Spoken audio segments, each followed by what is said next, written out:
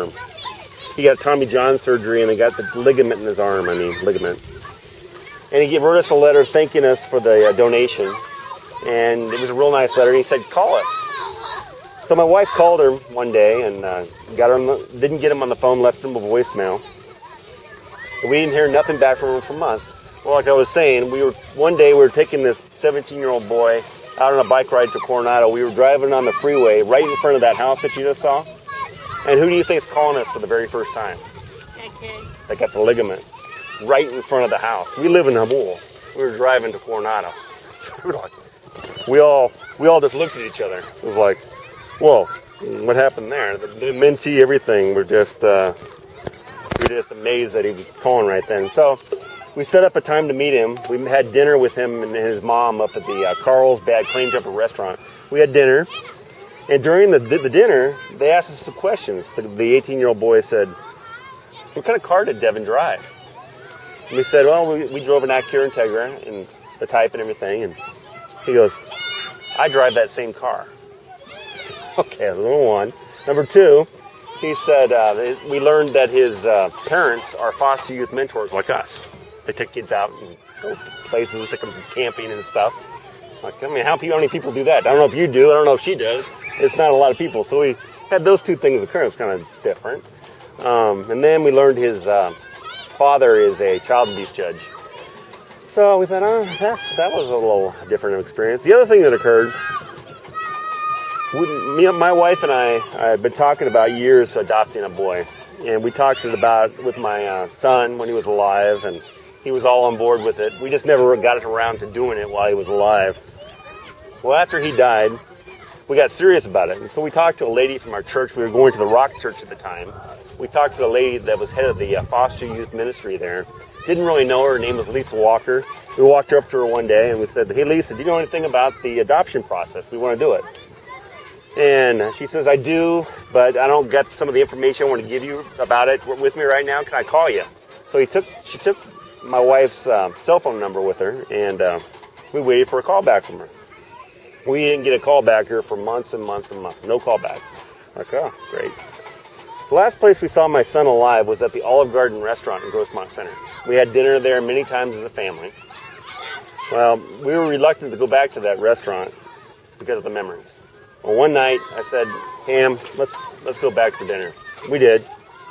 Had dinner, walked out of the restaurant, walked into the parking lot, and almost the exact spot we said goodbye to my son for the last time, my wife's cell phone rings. Who do you think is calling? That kid? Lisa Walker. Oh, Lisa. The lady's telling us about the adoption process. That's right. She gives us the website. She gives us how to do it, contacts, etc. So we signed up for the adoption. We said, God, we're going to go down this road. They did background checks on us, all kinds of things. Months and months went by. Finally came down to me and the boy that's actually here today with us. He's actually moved into our home May the 28th. Came down to the day to meet him for the very first time. County worker gave us an address of where to go. There's tons of foster homes all over San Diego County. For giving an address, my wife puts it in her GPS cell phone. The type that talk to you and tell you where to go. They say it out loud. So we start following directions. We leave from Hamul. It goes right. It says left. It says right. It says left. We start noticing we're getting close to Mesa College. That's where my son was headed when he died. So why are we getting close to Mesa College? We're getting closer to Mesa College. We're at the front gate of Mesa College. My wife's cell phone says turn left. The place where this boy lived, borders Mesa College. Okay. That's a testament. I'm just telling you the things that occurred in my life where I thought God was involved. God's involved in all things around us. Maybe you won't have those types of things occur, but they happen in our life and they're true. And but I know that God wants you in heaven, and He wants you to believe in Him. But you got to make that step to believe in Him. And I recommend that you get it into a church. There's nothing in the Bible that says you have to go to church in order to go to heaven. But you want to go to church. It's the bride of Christ. There's believers there. There's people that will teach you about the Bible. There's new believers that will walk into church that maybe you can help them learn about the Bible and learn about heaven and hell. And so that's what you want to do. There's 3 churches in this area I recommend. Shadow Mountain Community Church is up here in this hill. There's Hamul Community Church up where me and my wife go up on this hill. And then there's Zion Christian Fellowship on Paradise Valley Road over here. 3 churches that are Bible-believing. They actually open up the Bible during the service and read from it and tell the congregation what it means. And instead of there's tons of churches out there, they'll go out in front and the pastor will go, oh, you're going to get rich if you believe this. No, that's not the church you want to go to. You want to go to a church that has the Bible as the center of what they're doing. Okay?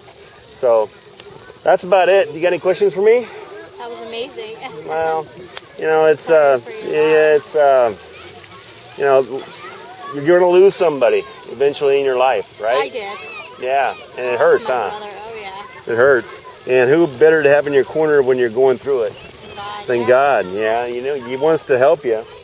He wants to, partner with you in this life, but you just got to take those steps.